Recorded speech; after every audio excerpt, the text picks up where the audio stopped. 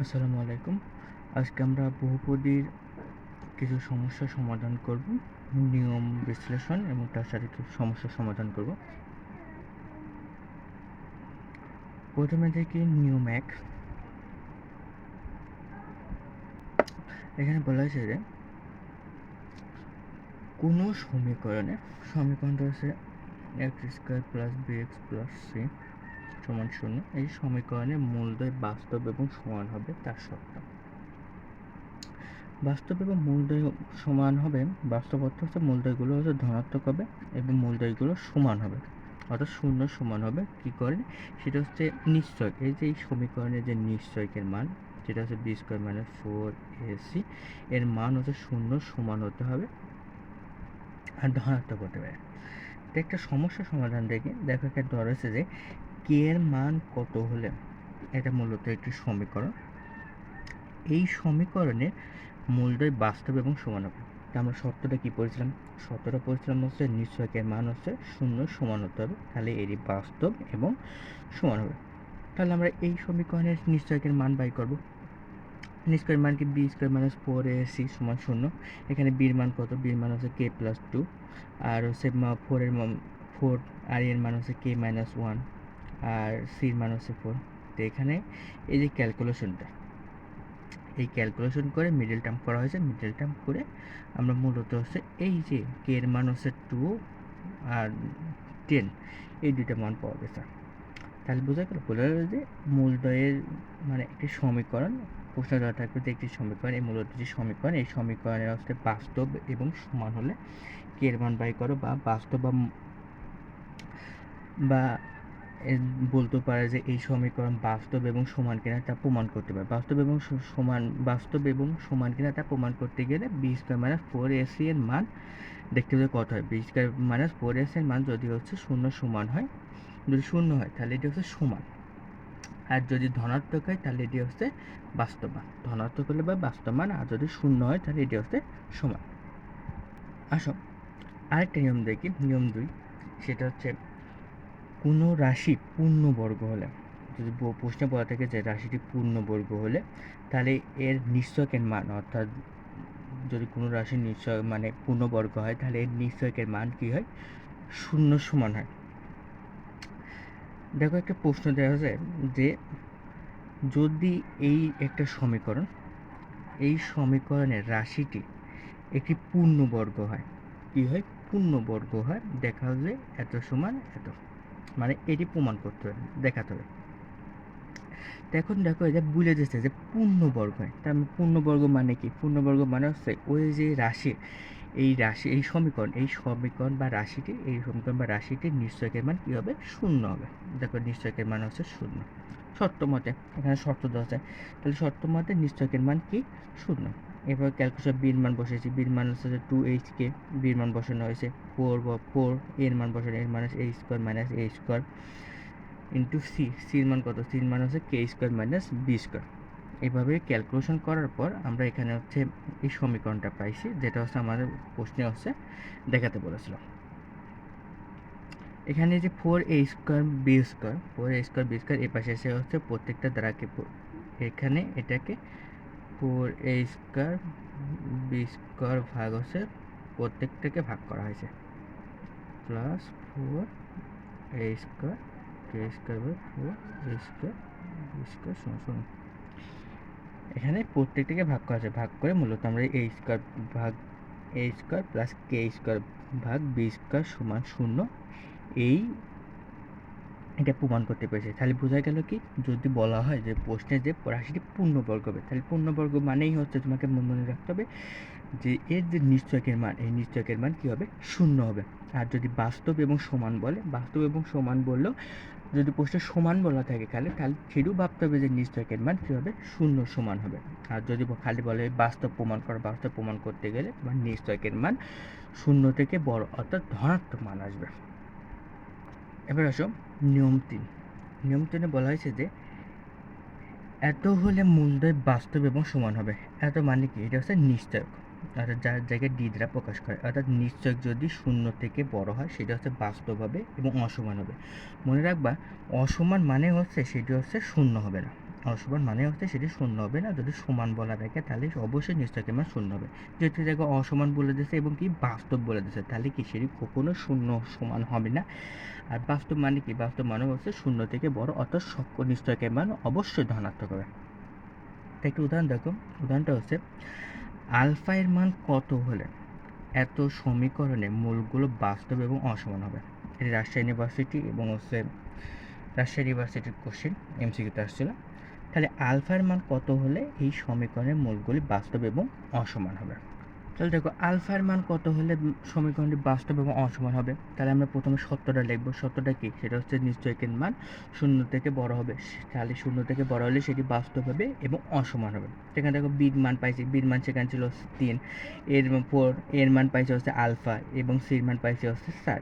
এক্ষেত্রে দেখা গেল যে আমরা হচ্ছে এই যে 3 অর্থাৎ ক্যালকুলেশন করে এখানে হচ্ছে 9 পাইছি আর হচ্ছে 4 16। এবার আমরা যদি হচ্ছে এটাকে অর্থাৎ -16কে এই পাশে রাখছি আর -9কে আমরা এই পাশে নিয়ে গেছি।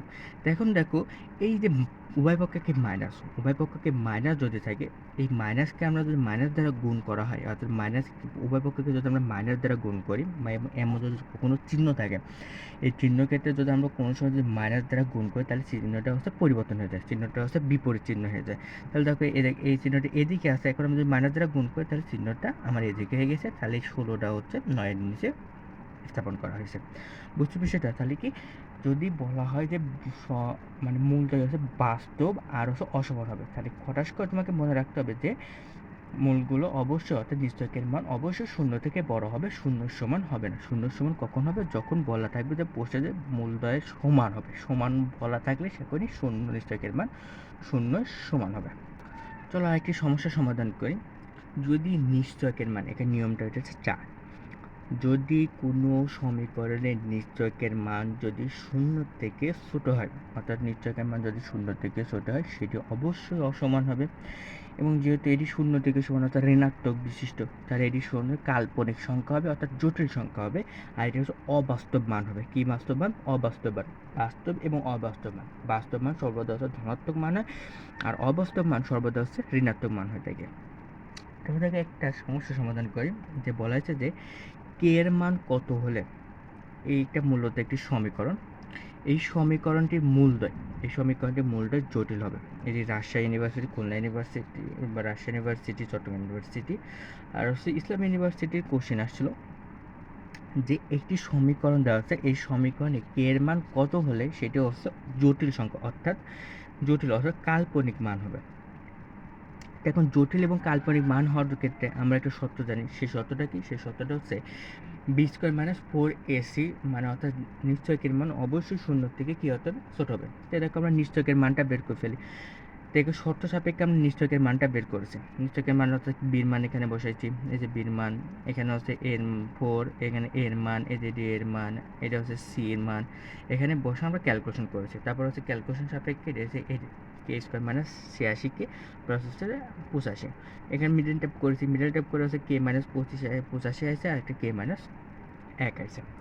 তো এখন এই দুইটা মান দেখতে হবে যে এর একটা শর্ত বের করতে হবে, যে সেই শর্তটা কি? সেই শর্তটা হচ্ছে কে এর মান এই শর্ত সাপেক্ষে এই মূলদ্বয়গুলো এখানে হচ্ছে জটিল হবে, জটিল অর্থাৎ কাল্পনিক হবে। তো এখন দেখুন আমরা যদি বাস্তব বাই করি, বাস্তব বাই করলে পারে সাধারণত আমরা এটা ব্যবহার করেছি। বাস্তব বাই করলেও এখানে বাস্তব মানে কি? বাস্তব মানে কে এর মান অবশ্যই আমাকে কী নিতে হবে? কারণ অবশ্যই আমাকে ধনাত্মক নিতে হবে। এই অঙ্কটা করার জন্য আমরা প্রথমে একটা চার্টের ব্যবহার করবো। কী ব্যবহার করব? চার্ট ব্যবহার করবো। চার্ট ব্যবহার করার সাপেক্ষে আমরা দেখো এক ঘর নিচে হচ্ছে কে-85 ঘর, একটা হচ্ছে কে-1 ঘর আর একটা হচ্ছে কে-85 এবং কে-1 ঘর।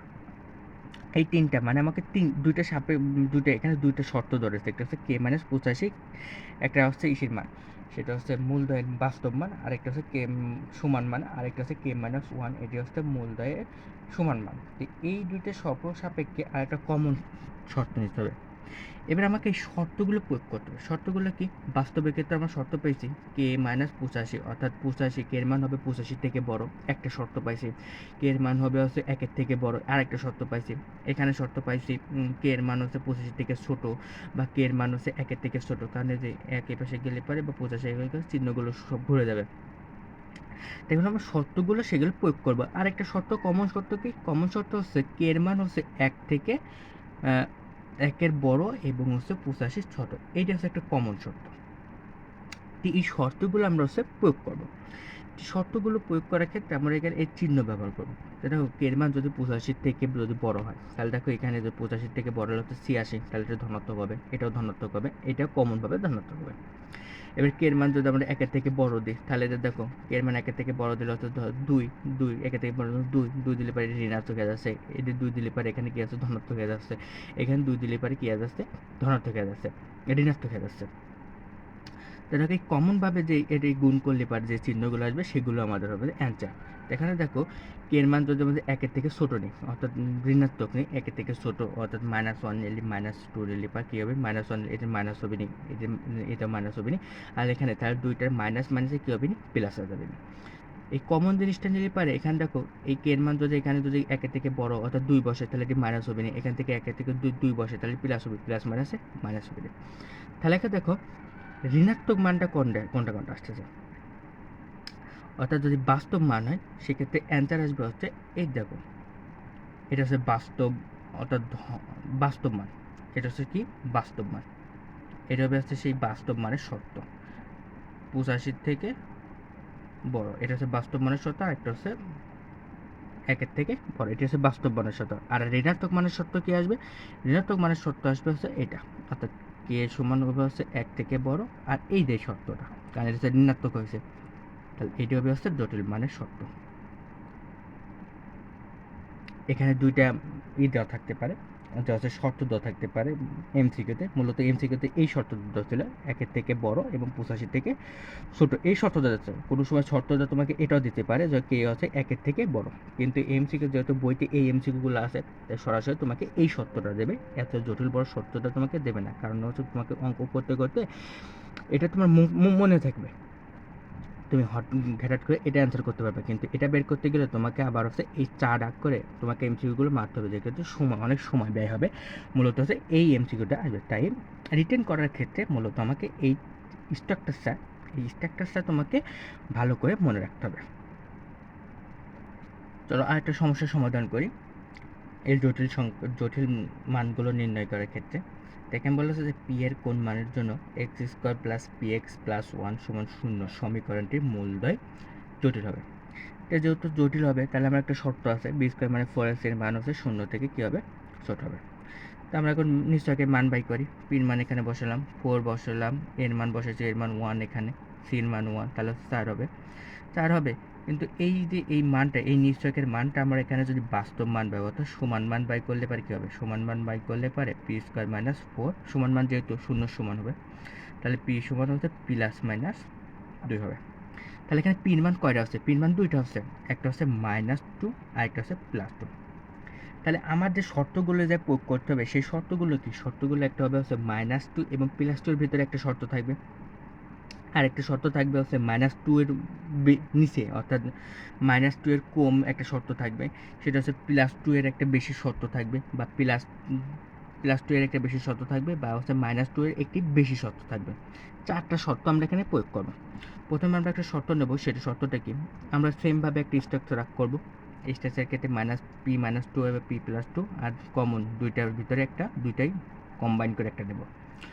এখানে দেখো p সমান 2, অর্থাৎ p এর মান যদি 2 এর থেকে, প্রথম শর্তটা হচ্ছে p এর মান হচ্ছে 2 এর থেকে বেশি হবে, প্রথম একটা শর্ত। p এর মান 10 হলে দুইটা ধনাত্মক আছে, আর দুইটা ধনাত্মক গুণ করলে পারে ধনাত্মক আছে। এখন p এর মান যদি -2 এর কম নেই, -2 এর মানে কম নিলে পরে -3 আছে, -3 যেহেতু হয় তাহলে মাইনাস আছে, এটা নিলে পরে মাইনাস আছে, মাইনাস মাইনাসে কী আছে প্লাস আছে। এখন যদি আমরা মান যদি হচ্ছে -2 এর বেশি নিই, -2 এর মানে বেশি মানে কি, -2 এর বেশি মানে হচ্ছে যে 2 আছে, -2 এর থেকে -1 0 এবং 1-এর দিকে যাবে, তাহলে আমরা যদি যাই তাহলে হচ্ছে এখানে এটি কী হবে বৃদ্ধি পাবে, বৃদ্ধি পালে কি প্রথমে এটি হচ্ছে যদি -1 ব্যবহার করি, -1 যদি ব্যবহার করা হয় তাহলে এটি ধনাত্মক হচ্ছে, ঋণাত্মক হচ্ছে, আর এটাকে যদি -1 ব্যবহার করি তাহলে এটি ধনাত্মক হচ্ছে, ধনাত্মক আর ঋণাত্মক গুণ করলে এবার কী আছে ঋণাত্মক হচ্ছে। এখন যদি আমরা কমন যেটা নিই সেটা হচ্ছে যে -2 এবং 2 এর ভিতরে যদি একটা শর্ত নিই, সেই শর্তর ক্ষেত্রে যে কোনো একটা নাম্বার নিলে পারে আমরা প্রথমটা মাইনাস পাচ্ছি, দ্বিতীয়টা প্লাস পাচ্ছি, আর দুটোর কম্বাইন্ডটা হচ্ছে ঋণাত্মক পাচ্ছি।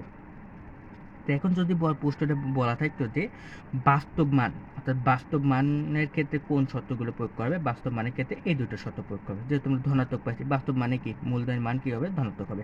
যদি বলা হয়তো যে বাস্তব মান, তাহলে অ্যান্সার হবে হচ্ছে পি সমান হচ্ছে 2-এর থেকে বড়, আরেকটা হচ্ছে -2-এর থেকে ছোট।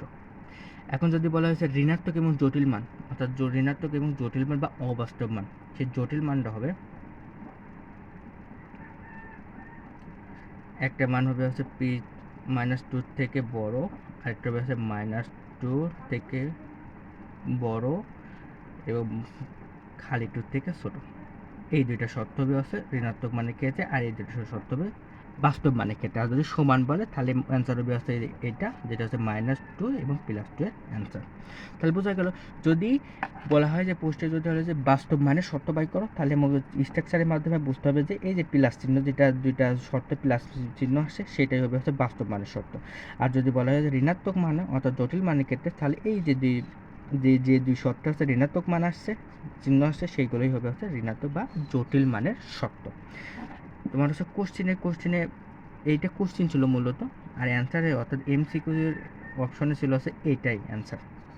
অপশনে এটা দেওয়া ছিল, এটা দেওয়া ছিল না, তাই অ্যান্সার হবে এটা। আর যদি এটা দেওয়া থাকে তাহলে অ্যান্সার এটা হবে, যে কোনো একটা দেওয়া থাকবে অ্যান্সারে। তোমার হচ্ছে মূলত অ্যান্সারে এই কোশ্চেনে হচ্ছে এমসিকিউর অপশনে এটা দেওয়া ছিল, যদি এটা দেওয়া থাকে তাহলে এটা দেওয়া থাকবে না, আর যদি এটা দেওয়া থাকে তাহলে এটা দেওয়া থাকবে না, যে কোনো একটা দেওয়া থাকবে, মূলত এইটা আসবে -2 পি, এই জটিল মানটা। যেগুলো এমসিকিউগুলো আসছে, যত এমসিকিউগুলো আসছে, সেটা মূলত হচ্ছে বই সাপেক্ষে এই -2 পি এবং 2, এই জটিল মানগুলো শর্তগুলো বের করার জিনিসটাই আসছে।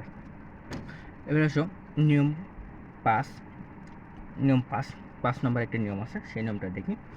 যে যদি বলা হয় কোনো বক্ররেখার স্পর্শক একটি সরলরেখা হয়, মানে সরলরেখারই যদি বক্ররেখাকে স্পর্শক করে, তাহলে ওর কম্বাইন্ডে যে সমীকরণটা নির্ণয় হবে, তার নিশ্চয়কের মান কী হবে, নিশ্চয়কের মান সমান হবে। এটাই মূলত একটা নিয়ম। অর্থাৎ এই যে বক্ররেখা আর একটা সরলরেখা, এই সরলরেখা এবং বক্ররেখা মানে কম্বাইন্ডে একটা সমীকরণ নির্ণয় হয়।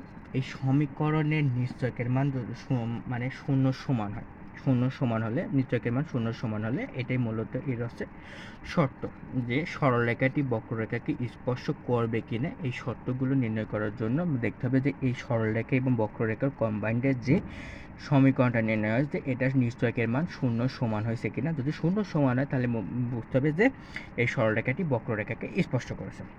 দেখো একটা উদাহরণের মাধ্যমে দেখি, যে এটা একটা সরল রেখা আর এটা একটা বক্ররেখা। এই সরল রেখা বক্ররেখাকে স্পর্শ করলে কি এর মান আমাকে নির্ণয় করতে হবে। দেখো আমাকে এই সরলরেখাকে বক্ররেখাকে স্পর্শ করবে, তো তোমাকে কি বলেছে যে এই সরল রেখাটি বক্ররেখাকে স্পর্শ করলে এর কম্বাইন্ড একটা সমীকরণ নির্ণয় হবে। তো দেখো এখানেও ওয়াই আছে, এখানেও ওয়াই আছে, যে কোনো একটার ওয়াইয়ের মান একটা রেখে যে কোনো ক্ষেত্রে বসা দাও। আমি যেহেতু এই ওয়াইয়ের মান আমি এখানে বসাই দিয়েছি, এই ওয়াইয়ের মান এখানে বসাইছি, তাহলে এই জায়গায় যদি ওয়াইয়ের মান বসাই, তাহলে x - 1 হয়েছে, আর x² + 3, এর কম্বাইন্ড একটা সমীকরণ তৈরি হয়েছে। এটা হচ্ছে সেই সমীকরণ। এই সমীকরণে বলা হয়েছিল কি, এই সমীকরণের নিশ্চয়কের যে মান, সেই নিশ্চয়কের মান হচ্ছে 0 সমান হবে। এটাই হচ্ছে বক্ররেখা, সরলরেখাটি বক্ররেখাকে স্পর্শ করার শর্ত। এই শর্তটা কি, সমীকরণ, অর্থাৎ যেই কম্বাইন্ডে যে সমীকরণটা নির্ণয় হবে তার নিশ্চয়কের মান, এই নিশ্চয়কের মান 0 সমান হবে। দেখো এই যে নিশ্চয়কের মান বের করছি, b² - 4ac, বির মান k পাইছি k², আর 4 এর মান 1, আর c এর মান হচ্ছে 4, অর্থাৎ k² - 16। এবার হচ্ছে k এর মান কত পাইছি, +-4 পাইছি, কিন্তু এখানে বক্ররেখা সেটা ধনাত্মক হবে। বক্ররেখা যেহেতু বলেছে এটা হচ্ছে ঋণাত্মক, k এর মান ঋণাত্মক হবে না, সঙ্গে কী হবে, ধনাত্মক মান হবে। তাই k এর মান হচ্ছে 4, k এর মান কি 4। তাহলে তোমাকে মনে রাখতে হবে যে কোনো যদি প্রশ্ন বলা থাকে যে একটি সরলরেখা এটি বক্ররেখাকে স্পর্শ করবে, এর শর্তটা কি, শর্ত স্পর্শ করবে, তোমাকে প্রশ্ন বলেও দেবে মানে রিটেনের ক্ষেত্রে, যে এই সরলরেখাটি বক্ররেখাকে স্পর্শ করবে কিনা তুমি সত্যতা যাচাই করো। তুমি সত্যতা যদি যাচাই করতে বলে, তাহলে তোমাকে অবশ্যই মনে রাখতে হবে যে এই সরলরেখা এবং বক্ররেখার সম্বন্ধে একটি কম্বাইন্ড সমীকরণ নির্ণয় করবো, সেই সমীকরণের নিশ্চয়কের মান কী হবে, 0 হবে। নিশ্চয়কের মান যদি 0 হয়ে যায়, তাহলে তুমি মনে করবে যে এটি সত্যতা যাচাই করা হয়েছে। এবার যদি কে এর মান বাই করতে বলে তাহলে আমরা কম্বাইন্ড সমীকরণ নির্ণয় করব। আপনাদের মনে আছে বক্ররেখা সরলরেখাকে যদি স্পর্শ করে তাহলে নিশ্চয়কের মান কী হবে, শূন্য হবে। তাহলে এই নিশ্চয়কের মান শূন্য বাই করলে পারে, শূন্য সমান ধরলে পারে, অর্থাৎ কে এর মান এই প্রসেসে বের করা যাবে। দেখুন আসো আরেকটা সমীকরণ নিয়ম দেখি। নিয়মটা মূলত হচ্ছে নিয়ম 6। সমীকরণে কম্বাইন্ড সমীকরণটা মূলত ছিল হচ্ছে A X square plus B X C সমান শূন্য। এটি হচ্ছে সাধারণ সমীকরণ। সকল যে সমীকরণগুলো আছে সেই সমীকরণের এটি সাধারণ রূপ। এই সমীকরণের একটি মূল, এর দুইটা মূল, কারণ ঘাত রয়েছে হচ্ছে 2, এক্স স্কোয়ার রয়েছে, এর ঘাত হচ্ছে 2, তাহলে হচ্ছে মূল হবে কয়টা, দুইটা। এই সমীকরণে একটি মূল অপরটির উল্টা, একটি মূল অপরটির উল্টা হলে মূলদ্বয়ের গুণফল শূন্য হবে। কী হবে, 1 হবে। কারণ কি, একটা মূল যদি আমি এ ধরি, আরেকটা মূল কি বলেছে অপরটির এটারই উল্টা হলে পারে এই মূলদ্বয় আমি গুণ যদি করে ফেলা দিই তাহলে গুণ করলে কী হবে, 1 হবে না, 1 হবে। মূলদ্বয় গুণফল তো বুঝেছো। এবার দেখো একটা উদাহরণ মাধ্যমে দেখি। এর সাপেক্ষে আমরা একটা অঙ্ক সলভ করবো। যে বলেছে যে কে এর মান কত হলে এই যে একটা সমীকরণ, এই সমীকরণের মূলদ্বয় পরস্পরের উল্টা হবে। মূলদ্বয় পরস্পর উল্টা মানে কি, একটা মূল দেওয়া থাকলো, সেই একটা মূল পরস্পরের উল্টা হবে। যদি এই মূল দেওয়া থাকে এই মূলের উল্টা মানে 1/a, যদি এই মূল দেওয়া থাকে এই মূলের উল্টা মানে হচ্ছে খালি, তাহলে কি পরস্পর উল্টা হয়েছে। উল্টা দেখো আমাকে কি বাই করতে হবে, কে এর মান বাই করতে হবে। আমাকে বুদ্ধি খাটাতে হবে। যেহেতু আমি যদি এই সমীকরণে মানে যে এই মূলদ্বয় পাইছি, এই মূলদ্বয় যদি আমি যোগ করি, কোনোভাবেই আমি এখান থেকে হাঁটাতে পারবো না। একে হাঁটাতে পারবো না। তাই আমাকে ভাবতে হবে যে আমাকে এমন প্রসেসও করতে হবে যে আমি এটা হাঁটিয়ে ফেলি, কারণ এটা হাঁটতে পারলে আমাকে এখানে কের মান বের করতে পারবো। কারণ যদি আমি যদি এখান থেকে হাঁটাতে না পারি তাহলে আমি কখনোই কের মান বাই করতে হবে। আবার এর মান বাই করতে হবে, এর মান বাই করে ওই মানকে বসাতে হবে, অনেক বড় প্রসেস হবে। তাহলে আমাকে কীভাবে বাই করতে হবে, তার একমাত্র বুদ্ধি, সেটা হচ্ছে কি গুণ করলে পারে এ কাটা যাবে, এ গুণ এ হলে 1/a হলে এ কাটা গেলে পারে অ্যান্সার হবে 1। তাহলে কি গুণ করলে আমার এই এটা কেটে যাবে। দেখো যদি এই বহুপদের একটা নিয়ম আছে, দুইটা নিয়ম আছে, সেটা হচ্ছে কি মূলদ্বয়ের যোগফল এবং মূলদ্বয়ের গুণফল। মূলদ্বয়ের যদি যোগফল হয় x square plus B x plus c, এটা হচ্ছে দ্বিঘাত সমীকরণ। এই দ্বিঘাত সমীকরণে যদি মূলদ্বয়ের যোগফল হয় তাহলে এর কমন প্রসেস হয়, তাহলে মূলদ্বয়ের যোগফল হলে ধর মূলদ্বয় যদি এ প্লাস 1/a, অর্থাৎ মূলদ্বয় যোগ করলে পারে এর সমীকরণ সাপেক্ষ হবে আছে মাইনাস বি। অর্থাৎ প্রথমটা হবে আছে প্রথমটা নিলে পরে হচ্ছে প্লাস, দ্বিতীয়টা নিলে মাইনাস, তারপরটা প্লাস, তারপরটা মাইনাস, তারপরটা প্লাস, তারপরটা মাইনাস। প্রথমে প্লাস তারপর মাইনাস, যদি প্লাস, কিন্তু আমার নিতে হবে কি মাইনাস দ্বিতীয়টা, কাল মূলদ্বয় যোগফল করছে, তাহলে দ্বিতীয়টা নিলে পরে আমাকে মাইনাস আনতে হবে আগে। মাইনাস আনলে পরে তাহলে কি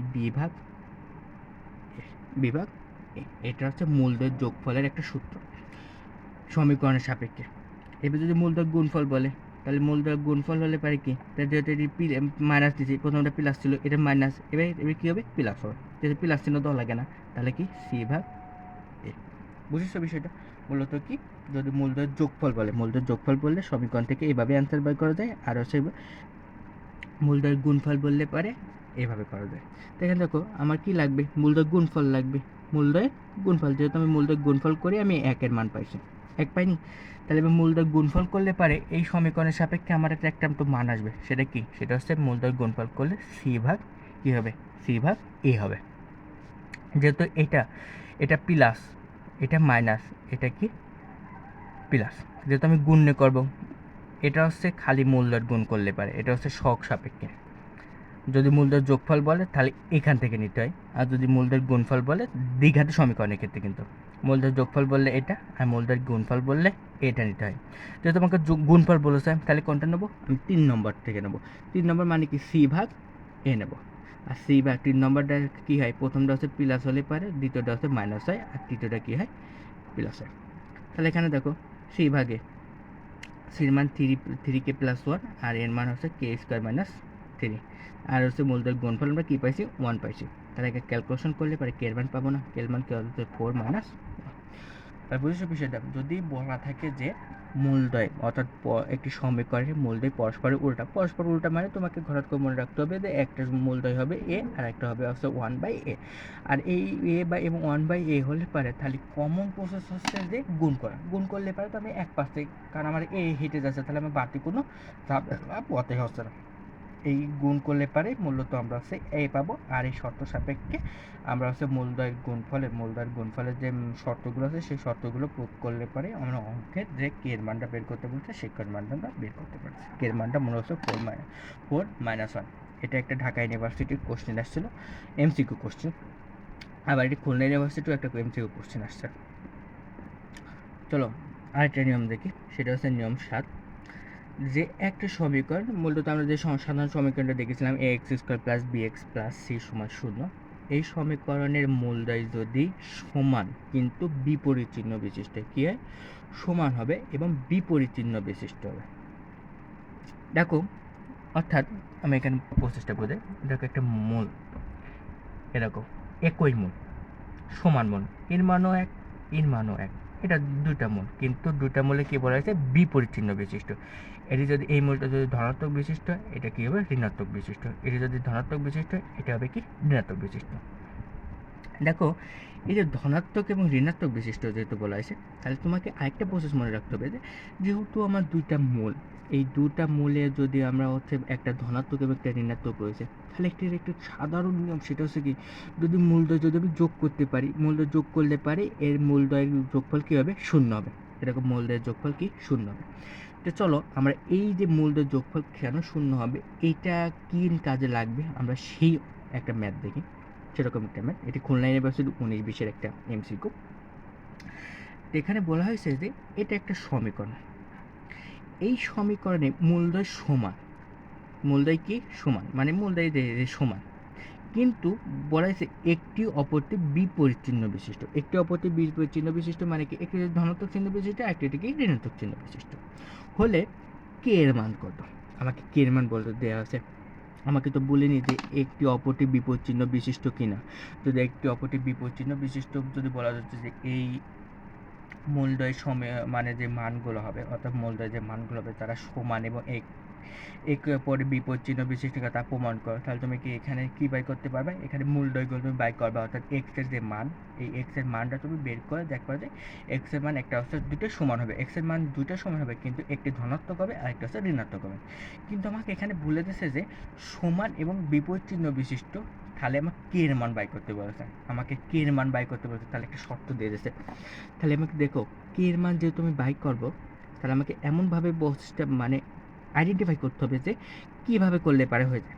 তাহলে যেহেতু বলে দিয়েছে যে মূলদ্বয় সমান, তাহলে একটা মূল আরেকটা মূল, এই একটা মূল, কিন্তু আরেকটা শর্ত দিয়েছে কি একটি অপরটি বিপরীত চিহ্ন, যেহেতু এটি ধনাত্মক চিহ্ন আইটা তাহলে কি ঋণাত্মক চিহ্ন, একটি অপরটি বিপরীত চিহ্ন বিশিষ্ট।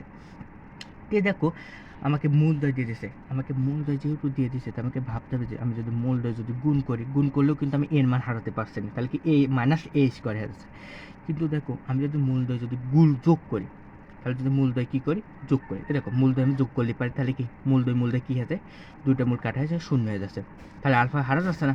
তাহলে আমাকে দেখো আলফা যেহেতু হারা যাচ্ছে, আমাকে কেন মান দরকার, তাহলে আমি একটি মূলদ্বয় যোগ করলে পারে আমি একটা শর্ত জানি, সেটা কি মাইনাস বি ভাগ এ, মূলদের যোগফল সমান হচ্ছে মাইনাস বি ভাগ এ। তাহলে যেহেতু মাইনাস বি ভাগ এর একটা মান একটা জিনিস পাবো না, তাহলে আমি যোগফলের মান যেহেতু 0, এক সাইড যেহেতু 0 পেয়ে যাচ্ছে, তাহলে এই উপরে যে কে থাকবে না সেই কে এর মান আমি বের করতে পারবো না।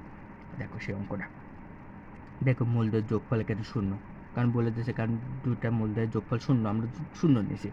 এখন দেখো মাইনাস যোগফল করলে কি, এই যে মাইনাস বি ভাগ এ, এরকম মাইনাস বি, এই যে 6 - 2k ভাগ হচ্ছে সি বি এ, তার কে প্লাস 3। দেখো 0 সাথে মাইনাস গুণ করলে পারে 0 থাকে, আর নিচেরটা যদি আমি এখানে গুণ করি তাহলে কি 0 থাকতেছে, তাহলে 6 - 2k = 0, অর্থাৎ কে প্লাস কে এর মান কত হচ্ছে 3 আছে। বুঝেছো ব্যাপারটা, মূলত কি বিষয়টা হচ্ছে যে মূলদ্বয়ের যদি সমান এবং বিপরীত চিহ্ন বিশিষ্ট হয়, মূলদ্বয় সমান এবং বিপরীত চিহ্ন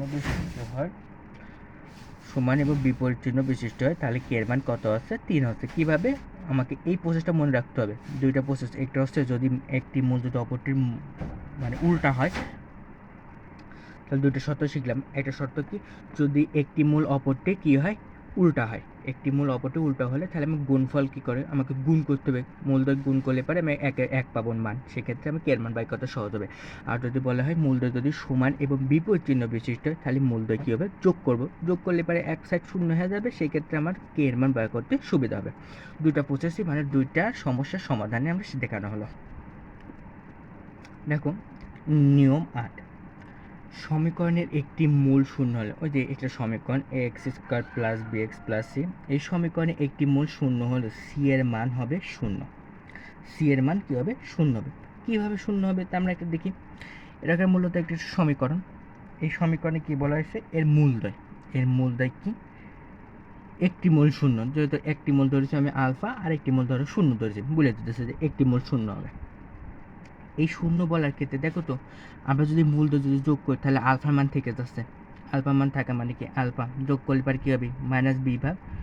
যদি যোগ করি তাহলে প্লাস শূন্য মাইনাস বি ভাগ, এটা একটা শর্ত। তাহলে আলফা সমান কী হবে, মাইনাস বি ভাগ। এবার যদি আমরা গুণ করি, গুণ করলে কী হবে, তাহলে এক সাইড শূন্য হয়ে যাবে না, আর গুণ করলে কী হবে, সি ভাগ এ হবে না, আর এ জায়গায় শূন্য সাথে গুণ করবে শূন্য হবে, তাহলে সি সমান শূন্য। এটা একটা শর্ত। এই শর্তটা কিন্তু এমসিকিউ আসবে। সেই এমসিকিউটা কিসে এসেছে, সেটা হচ্ছে ঢাকা 7 কলেজে আসছে। এই ডিউ এবং ডিউ 7 কলেজে আসছে।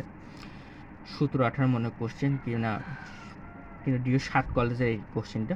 এই কোশ্চেনে বলে দিচ্ছে যে এই যে একটা সমীকরণ, এই সমীকরণ একটি মূল শূন্য হওয়ার শর্ত কি, একটি মূল শূন্য হওয়ার শর্ত দিয়ে দিয়েছে। একটি মূল শূন্য হওয়ার শর্ত, সেক্ষেত্রে আমার মনে রাখতে হবে এই যে প্রসেসটা, যে একটি মূল শূন্য হয়েছে, একটি মূল শূন্য হলে তাহলে কি গুণ করেছে, গুণ করলে পারে এই যে গুণ করলে পারে সি ভাগ 1, কারণ এই জায়গায় এর মান 1 ধরেছে। তাহলে এ গুণ শূন্য অর্থাৎ সি, আর এর মান হচ্ছে 1 ধরেছে, তাহলে কি শূন্য, আর সি সমান 1 আর দর লাগে না, তাহলে কি সি সমান শূন্য। বুঝছো প্রসেসটা কি, মূলত আমাকে এই সমীকরণ, এই যে একটা সমীকরণ রয়েছে, এই সমীকরণে একটি মূল শূন্য হওয়ার যে শর্ত বলেছে, এই শর্তটা আমাকে এমসিকিউতে দিয়ে দিয়েছে। শর্তের অ্যান্সারটা কী ছিল, সেটা হচ্ছে সি সমান শূন্য। এই শূন্যটাই হবে তার মূলত হচ্ছে অ্যান্সার। তোমাকে এই প্রসেসগুলো মনে রাখতে হবে, যে কীভাবে তোমার একটি মূল শূন্য হলে একটি শর্ত আসে, বা একটি মূল অপরটির দ্বিগুণ মানে হলে পারে, উল্টা হলে পারে কোন শর্তগুলো আসে, বা একটি মূল দুটা মূলই সমান কিন্তু বিপরীত চিহ্ন বিশিষ্ট হলে কোন শর্তগুলো আসে, এই প্রসেসগুলো তোমাকে মনে রাখতে হবে। এবার আসো নিয়ম 9। নিয়ম 9-এ বলা হয়েছে যে একটি সমীকরণ দেওয়া আছে, সমীকরণ দেখে বুঝতে হবে যে এই সমীকরণে সর্বোচ্চ নাকি সর্বনিম্ন মান হবে। সর্বোচ্চ এবং সর্বনিম্ন মান কীভাবে হবে, আমরা সমীকরণ দেখে কীভাবে বলবো, সেভাবে বোঝার প্রসেসটা হচ্ছে, এই যে একটা সমীকরণ, এই সমীকরণে যদি এই এক্সের মান, এক্স স্কোয়ারের সহগ, এই এক্স স্কোয়ার সহগ যদি ধনাত্মক হয়, তাহলে মনে রাখতে হবে যে এটি সর্বনিম্ন মান হবে। আর সর্বনিম্ন মান হলে বা সূত্রটা হবে কি, সি মাইনাস বি স্কোয়ার ভাগ 4, সি মাইনাস বি স্কোয়ার ভাগ 4। আর যদি ঋণাত্মক হয়, যে এক্স স্কোয়ার এই সহগের মান যদি আমার ঋণাত্মক হয়, এই সহগটা যেমন মাইনাস এই একটা সহগ, এই যে এক্স স্কোয়ারের সহগ হচ্ছে ঋণাত্মক হয়ে গেছে, যদি ঋণাত্মক হয় সমীকরণ দেখি, তাহলে এটা কী হবে, তাহলে এটা হবে সর্বোচ্চ মান। কী মান, সর্বোচ্চ মান হবে। এই যে সর্বোচ্চ, এই সর্বোচ্চ মানটা এখানে প্রয়োগ করতে হবে। সেই সর্বোচ্চ মানের প্রসেসটা কি, সর্বোচ্চ মানের সূত্রটা হচ্ছে সি প্লাস বি স্কোয়ার ভাগ 4a। তাহলে আমরা যে দুই শর্ত দেখলাম, সর্বোচ্চ এবং সর্বনিম্ন মান কীভাবে জানবো এবং মান কীভাবে নির্ণয় করবো, তার দুটো উদাহরণের মাধ্যমে দেখি। তো দেখো একটা সমীকরণ দেওয়া আছে, minus x square plus 3x plus 5 সমান 0। এই যে সমীকরণটা, সমীকরণ থেকে বুঝতে পারছি এর কি মান হবে, সর্বোচ্চ হবে না সর্বনিম্ন হবে। আমরা বলেছিলাম কি, সর্বোচ্চ হলে পারে এক্স স্কোয়ারের শক কী হতে হবে, ঋণাত্মক হতে হবে। দেখো এখানে এক্স স্কোয়ারের শক কী রয়েছে, ঋণাত্মক আছে, তাহলে এর কী মান হবে, সর্বোচ্চ মান পাওয়া যাবে। তাহলে সর্বোচ্চ মান পাওয়া গেলে পারে একটা সূত্র আছে, সেটি কি সি প্লাস বি স্কোয়ার ভাগ 4a, C plus B square ভাগ 4a। সির মান পাইছি, সির মান 5, বির মান কত, বির মান হচ্ছে 3, 3 স্কোয়ার করলে 9, আর 4 এর মান 4 তো রয়েছে, এর মান কত। কিন্তু এখানে একটা ঝামেলা আছে। ঝামেলাটা কি, এই যে শকটা কিন্তু ঋণাত্মক, কিন্তু এই শকটা কি নিতে হবে, শকের মানটা নিতে হবে হচ্ছে ধনাত্মক। সহগের মানটা কি নিতে হবে? ঋণাত্মক। শুধুমাত্র তোমার হচ্ছে এই সমীকরণ দেখে বোঝা যাবে যে সমীকরণটা সর্বোচ্চ হবে কিনা সর্বনিম্ন মান হবে, তুমি সেটা বুঝতে পারবে। কিন্তু এই যে এর মানটা সর্বদা কি নিতে হবে? ঋণাত্মক মান নিতে হবে। কি মান? ধনাত্মক মান নিতে হবে। শুধু কোনো চিহ্নটা কিন্তু নেওয়া যাবে না। তাহলে এর মান আমরা কি নিছি? 1 নিছি। যেহেতু 1 নিছি তাহলে কি 4 ছাড়া 4 5 20 আর যোগ 29, 29/4, এটা হচ্ছে অ্যান্সার। চলো আরেকটা দ্বিতীয় উদাহরণ দেখি। দ্বিতীয় উদাহরণ কি? x² - 2x + 5। যেহেতু x² আগে কি ধনাত্মক চিহ্ন বিশিষ্ট, তাহলে এটি কি মান হবে? সর্বনিম্ন মান হবে। আর সর্বনিম্ন মানের ক্ষেত্রে সূত্রটা কি? c - b²/4a, c - b²/4a। এক্ষেত্রে আমরা c, b আর এর মানগুলো বসাই দিই, বসে কি পাইছি? সর্বনিম্ন মানটা কত পাইছি? 4 পাইছি। এবার আসো আরেকটা সমস্যার সমাধান করি, সেটা হচ্ছে নিয়ম 10। তাহলে বুঝেছ যে সর্বোচ্চ এবং সর্বনিম্ন মান কীভাবে বের করতে হবে, কীভাবে সমীকরণ থেকে চিনতে হয়। কিন্তু একটা সমস্যা কি, সেটা হচ্ছে যে -x অর্থাৎ সর্বোচ্চ মানের ক্ষেত্রে কোনো সময় কিন্তু এর মান ওই মাইনাস সহ কিন্তু এর মান মাইনাস সহ নেওয়া যাবে না, শুধুমাত্র কি ধনাত্মক মানটাই নিতে হবে। 10 নম্বর নিয়মটা কি? 10 নম্বর মূলটা বলা হয়েছে যে এত মূলদ্বয় পরস্পর উল্টা কিন্তু বিপদ চিহ্ন বিশিষ্ট।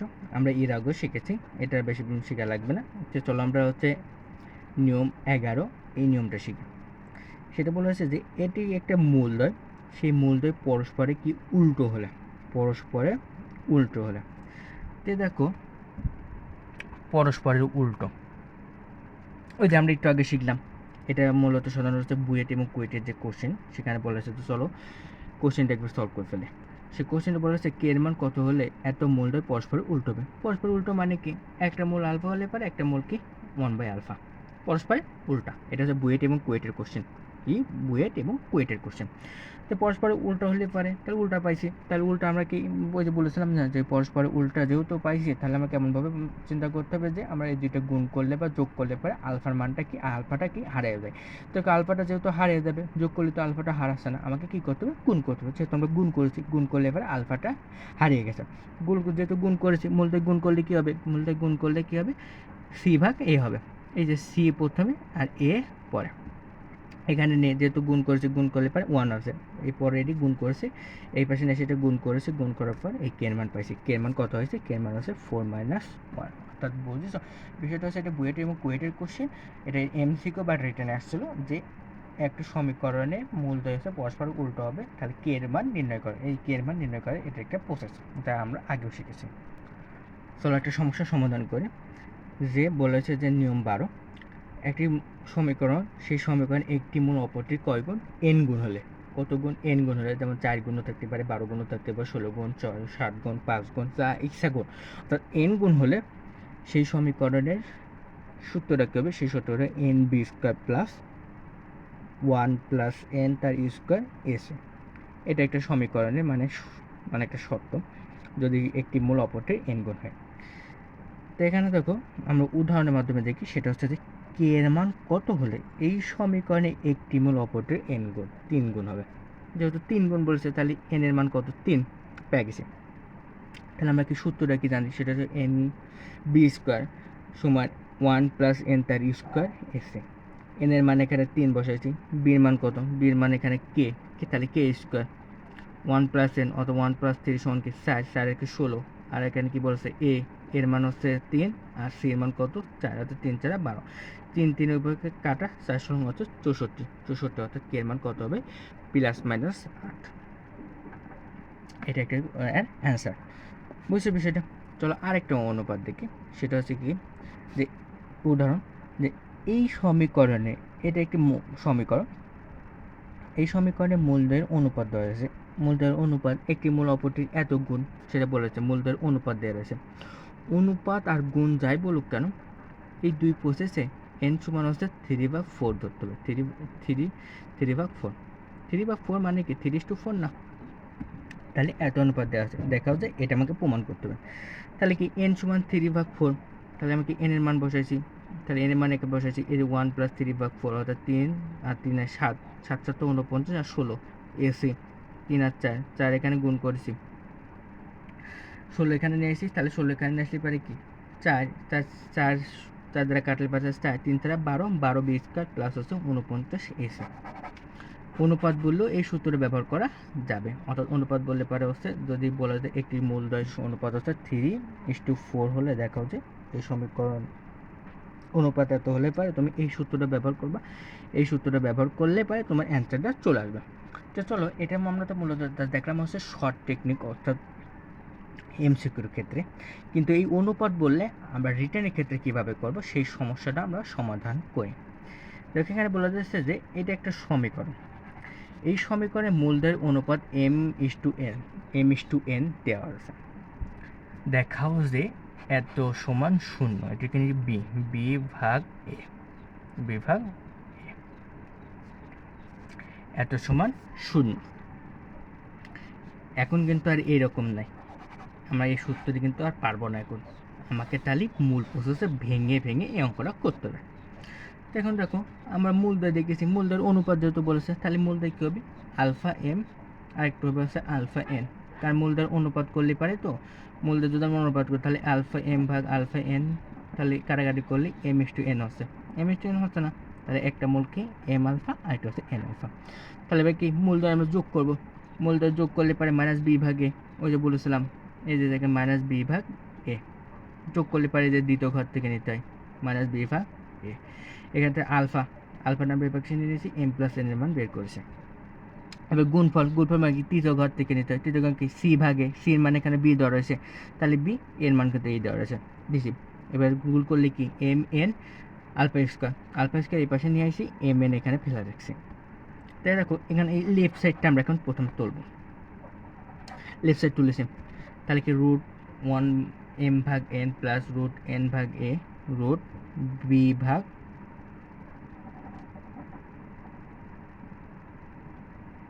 বিভাগে। তাহলে কি এই যে রুট উভয় ক্ষেত্রে কিন্তু রুট আছে, তাহলে দেখি √m এবং √n নিশ্চিত গুণ লসাও করেছে। তাহলে দেখো এখানে তো √n কাটিয়ে যায় এর ভিতর থেকে, তাহলে √m থাকে, তাহলে উপরে গুণ করলে খালি m থাকতেছে, সেমভাবে n থাকতেছে। এবার √b ভাগ a, এখানে কি m+n এর মান বসাইছি, mn এর মান বসাইছি, m+n এর মান কি -b ভাগ a আলফা, আর mn এর মান কি mn এর তার রুটের ভিতর রয়েছে যেহেতু, তার রুট সমান b ভাগ a আলফা স্কয়ার। আলফাকে রুট করলে পার কি হবে নি, আলফা খালি আলফা থাকবে না, তাহলে আলফা কি কেটে যাবে নি, আর এদিক উপরে উঠে যাবে নি, তাহলে খালি কি √b থাকতেছে, √b নিচে থাকবে না আর √a উপরে উঠে যাবে না। তাহলে এবার এটা হচ্ছে মানে দুইটা রুট গুণ করলে পারে রুটটা উঠে গেছে, তাহলে এখানে দুইটা √b আছে, একটা √b কেটে যাবে না, তাহলে √b উপরে থাকবে না, √b নিচে থাকবে না, তাহলে কি দুইটা সেম হলে গেলে minus plus 0, left hand side এবং রাইট হ্যান্ড সাইড মিলে আছে। তাহলে কি অনুপাত দেওয়া থাকলেও কিন্তু আমরা ওই শর্ট টেকনিকটাই তখন ইউজ করব অ্যান্সারটা দেখে। যদি অ্যান্সারটা যদি এরকম হয়, তাহলে আমরা এই সূত্রটা ব্যবহার করতে পারবো, আর যদি অ্যান্সারটা যদি এরকম হয় তাহলে আমরা কি মূল প্রসেসে ভেঙে আমাকে অঙ্কটা করতে হবে, নাহলে কিন্তু ওই সূত্রের মাধ্যমে অঙ্কটা করা যাবে না। আজকে লাস্ট নিয়ম সেটা হচ্ছে যে মূলদয়ে যদি অন্তর দেওয়া থাকলে সেই সূত্রটা কী হবে, মূলদয়ে যদি অন্তর দেওয়া থাকে তাহলে সূত্রটা হবে হচ্ছে √b² - 4ac ভাগ a, এই সূত্রটা মনে রাখবা। তো চলো এই সূত্রটা প্রয়োগ আমরা একটা দুটি উদাহরণের মাধ্যমে দেখি। তো প্রথম উদাহরণে বলা হয়েছে যে এটা একটা সমীকরণ, এই সমীকরণের মূলদয়ের পার্থক্য অর্থাৎ মূলদয়ের অন্তর কী দেওয়া আছে 1 দেওয়া আছে। তাহলে দেখাও যে এটা আমাকে প্রমাণ করতে হবে, যেহেতু আমাকে বলে দিয়েছে যে মূলদয়ের অন্তর বা পার্থক্য কত 1, তো আমাকে সেই সমীকরণে বসাবো, অর্থাৎ যে সূত্রটা ছিল সেই সূত্রে বসাবো। মূলদয়ের অন্তর যেহেতু দেওয়া রয়েছে তাহলে মূলদয়ের অন্তর থেকে 1 বসাইছি, আর হচ্ছে √b² - 4ac ভাগে এই আমরা এই পাশে নিয়ে আসি, তাহলে এ হবে। এবার b² আর 4ac এর মানগুলো বসাইছি, √b² ভাগ 4q, কারণ এখানে q রয়েছে c এর মান 4q। এবার রুট এই পাশে গেলে একের সাথে রুট করলে যা থাকবে তাই 1, তাহলে p² আমরা 4q এই পাশে নিয়ে আসি, p² সমান হচ্ছে 1 + 4q। তো দেখো আমাকে মূলত হচ্ছে এটা বানাতে হবে। তো এটা বানানোর ক্ষেত্রে আমাকে দেখো p² এর সাথে কত যোগ করা আছে, পি স্কোয়ারের সাথে যেহেতু 4q² যোগ করা হয়েছে, আমরা তাহলে উভয় পক্ষকে 4q² দ্বারা যোগ করি। উভয় পক্ষে যদি 4p² দ্বারা যোগ করি, তাহলে আমার এই পাশেও একটা বর্গ আকার চলে আসবে, বর্গ আকার চলে আসবে না। উভয় পক্ষকে 4pq² দ্বারা গুণ করলে পরে p² + 4q², আর এখানে হবে না হচ্ছে 1 + 4q + 4q²। তাহলে কী হবে না 1 + 2:1:2q প্লাস হচ্ছে 2q তার স্কোয়ার। তাহলে 1 + 2q² হয়েছে। লেফট হ্যান্ড সাইড এবং রাইট হ্যান্ড সাইড এই সমীকরণের সাথে মিলেছে, তাহলে এটা মূলত দেখানো আছে। তাহলে কি মূলত হচ্ছে যদি অন্তর দেওয়া থাকে, কী দেওয়া থাকে, যদি সমীকরণের অন্তর এবং পার্থক্য দেওয়া থাকে, তাহলে এই সূত্রটা ব্যবহার করা যাবে। কিছু কিছু ক্ষেত্রে হবে, কিন্তু অনেক প্রসেসের ক্ষেত্রেও কিন্তু দুই একটা অঙ্ক আছে, সেগুলো হচ্ছে মূল টেকনিকে অর্থাৎ মূল নিয়মে সেগুলোকে সমাধান করতে হবে। তো চলো আরেকটা সমস্যার সমাধান দেখি। যেটা হচ্ছে এই একটি সমীকরণ দেওয়া আছে, সেই সমীকরণে মূলদের অন্তর কী দেওয়া আছে এবার আর দেওয়া রয়েছে, অন্তর বা পার্থক্য আর দেওয়া রয়েছে। তাহলে কি বলা হয়েছে যে পিকে কিউ এবং আর এর মাধ্যমে প্রকাশ করো, অর্থাৎ পিকে এক সাইডে রাখবো, সেই পিকে কিউ এবং আর এর দ্বারা প্রকাশ করবো। এই যে একটা সমীকরণ, এই সমীকরণের মূল প্রসেসে নিয়ে আসবো, এটা হচ্ছে সমীকরণের মূল প্রসেস। তাহলে এই সমীকরণে আমরা হচ্ছে একটা সূত্র জানতো, অন্তরের সূত্র, সেই অন্তরের জায়গায় হচ্ছে আর বসেছে। এবার b² - 4a, b² √ (4ac) 1 এর মান কত রয়েছে, এটা ওই মান 1 রয়েছে। মূল প্রসেসে আমরা এগুলো বসেছি, বসাতে এখানে দেখো p² - 4pq r² রয়েছে। তো দেখো আমাকে এই p² = 4pq যেহেতু রয়েছে, আমাকে এই পাশে কী নিয়ে আসতে হবে, কি এখানে কি বলতে পিকে কি এবং আর দ্বারা প্রকাশ করতে হবে। তাহলে মনে রাখবা, যদি এমন বলা থাকে তাহলে অবশ্যই পিকে সমানের এই পাশে রাখতে হবে। যেহেতু পিকে আমার সমানের এই পাশে রাখতে হবে, তাহলে আমি p² বাদ দিতে হবে। এখন আমি p² যদি বাদ দিই, তাহলে আমি এমনভাবে নিয়ে আসতে হবে যে a - b তার হোল স্কোয়ার যদি সূত্রে আনতে পারি, বা a + b হোল স্কোয়ার যদি সূত্রে আনতে পারি, তাহলে আমাকে এই p হচ্ছে স্কোয়ার মুক্ত হচ্ছে, p বা a হচ্ছে কি হচ্ছে স্কোয়ার। আমি যদি a - b তা হোল স্কোয়ার বা a + b হোল স্কোয়ারের সূত্রে আনতে পারি, তাহলে হচ্ছে কী হবে, a এবং b হচ্ছে স্কোয়ার মুক্ত হচ্ছে। তাহলে আমাকে মনে এমনভাবে টেকনিক খাটাতে হবে যে পিকে আমি যদি খালি আনতে যাই স্কোয়ার মুক্ত করে, তাহলে আমাকে হোল স্কোয়ারের একটা সূত্র আনতে হবে। যেহেতু হোল স্কোয়ার সূত্র আনতে, যেহেতু আমার পি এখানে রয়েছে, পি এর ভিতরে রয়েছে, আমাকে এখন এক্সটা কী দরকার, 2q দরকার। 2q আমি আনতে পারলে তাহলে আমাকে এটাকে স্কোয়ার মুক্ত করতে হবে। যে 2কে আমি আনতে যাই, তাহলে আমাকে কি অবশ্যই কি যোগ করতে হবে, উভয়পক্ষকে 4q² দ্বারা যোগ করতে হবে। তাহলে 4q² দ্বারা উভয়পক্ষকে আমি যোগ করেছি, 4q² দ্বারা উভয়পক্ষকে যোগ করলে দেখো p - 2q square whole square একটা সূত্র আছে, তাহলে কি p স্কোয়ার মুক্ত হয়েছে, p স্কোয়ার মুক্ত হয়ে গেছে। এই প্রসেসটা আছে। তাহলে এবার কি এটাকে রুট করবো, এই যে রুট করছি, এটাকে রুট করলে এবার কী হবে, এই পাশে স্কোয়ারকে রুট হয়ে গেল, রুট হচ্ছে প্লাস মাইনাস √r² + 4q² আসছে। এবার কি এই যে -2q আমরা ওই পাশে নিয়ে গেছি, যেহেতু দেখো তো পিকে আমরা হচ্ছে 2q ± √r² 4q² মাধ্যমে প্রকাশ করা হয়েছে। যেহেতু এখানে বলে দিয়েছে যে পিকে কিউ এবং আর এর মাধ্যমে প্রকাশ করা, তাহলে পিকে প্রকাশ করতে হবে, পিকে অবশ্যই সমানের পাশে রাখতে হবে, আর বাদ বাকিগুলো সমানের এই পাশে রাখতে হবে। দেখেছো, পিকে আমরা এক পাশে রেখেছি এবং বাদ বাকি কিউ এবং আরকে এক পাশে রেখেছি, হয়েছে প্রমাণ। এটাই মূলত হচ্ছে যে অন্তর এবং পার্থক্য দেওয়া থাকলে পারে যে শর্ট টেকনিক, সেই শর্ট টেকনিক অনুসারে এটা সমস্যার সমাধান। এই অঙ্কটা হচ্ছে মূলত হচ্ছে MCQতে আসবে, যেটার জন্য অনেক ভর্তি পরীক্ষায় এটা MCQতে এসে থাকে।